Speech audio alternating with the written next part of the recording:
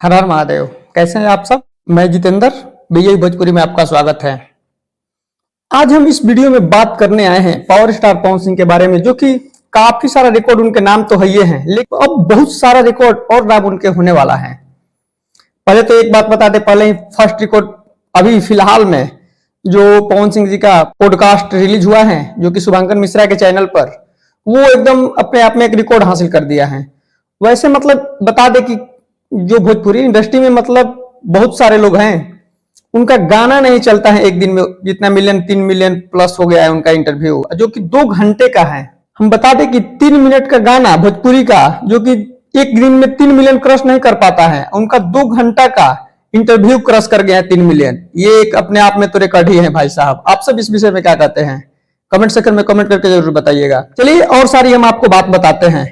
पवन सिंह जी का ये रिकॉर्ड तो हो ही गया, और हाल ही में एक और रिकॉर्ड हुआ है, जो कि पवन सिंह जी ने स्त्री 2 में अपना गाना दिए हैं, जो कि आई नहीं, गाना 150 मिलियन क्रॉस कर गया है।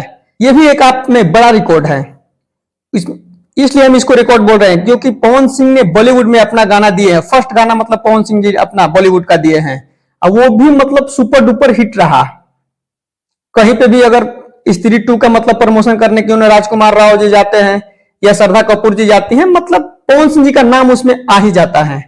ये तो भाई रिकॉर्ड ही हुआ ना, जहां पर भी जाए भोजपुरी तो आगे बढ़ रही है। इसलिए हम ये बात कर रहे हैं कि मतलब ऐसे मतलब ज्यादातर लोग कहीं कहीं पे मतलब पूरा भारत में तो भोजपुरी लोग कम समझते होंगे, लेकिन हिंदी चारों तरफ, बॉलीवुड चारों तरफ चलता है, देशों विदेशों में भी चलता है। तो जब राजकुमार राव जी और श्रद्धा कपूर जी अपने इवेंट मतलब जाते हैं अपने फिल्म को प्रमोशन करने, तो उस समय अगर पवन सिंह जी का नाम आ जाता है तो मतलब कोई सोचेगा ना भाई पवन सिंह कौन है, तो ऑटोमेटिक है भाई पवन सिंह भोजपुरी इंडस्ट्री से हैं, तो नाम वैसे भी भोजपुरी का आगे होगा। चलिए आगे और हम आपको बात बताते हैं। पवन सिंह जी ने जो पॉडकास्ट दिए हैं शुभांकर मिश्रा जी के चैनल पर, उसमें काफी सारा बात बताए हैं। उसमें पवन सिंह जी ने यह भी बताए हैं कि मेरा गाना अभी आ रहा है बी प्राक के साथ, बी प्राक जी के साथ, बादशाह भाई के साथ भी आ सकता है, बादशाह के भी साथ आ सकता है।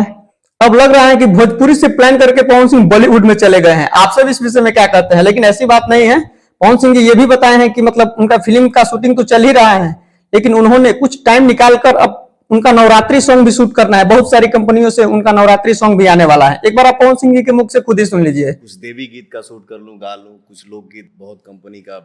पवन सिंह जी ने अपनी नवरात्रि की तैयारी में अब लग जाएंगे या लग गए होंगे भी, क्योंकि अब नवरात्र भी बहुत जल्दी आने वाला है। शायद 1 तारीख से नवरात्र शुरू भी हो रहा है, तो गाना तो पहले से ही आना शुरू हो जाएगा, या 1-2 मतलब मेन गाना तो बजता है सप्तमी से जब दुर्गा जी का पट खुलता है, मतलब उस दिन से गाना एकदम गर्दा बजने लगता है। तो उससे पहले सारी कंपनियों को गाना भाई देना भी जरूरी है, इसलिए कि मतलब सारी कंपनियां सोचती हैं कि नवरात्र से 1-2 दिन पहले ही अपना सारा गाना रिलीज कर लें।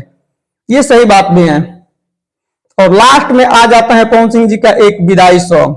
पता नहीं इस साल आएगा कि नहीं। विदाई सॉन्ग पवन सिंह जी का मतलब बहुत जबरदस्त आता है, और उसका लोगों का इंतजार भी रहता है कि पवन सिंह जी का एक विदाई सॉन्ग आ जाए, वो जो कि 9वीं 10वीं का शायद रिलीज होता है। काफी लोगों का इंतजार भी रहता है उस गाने का।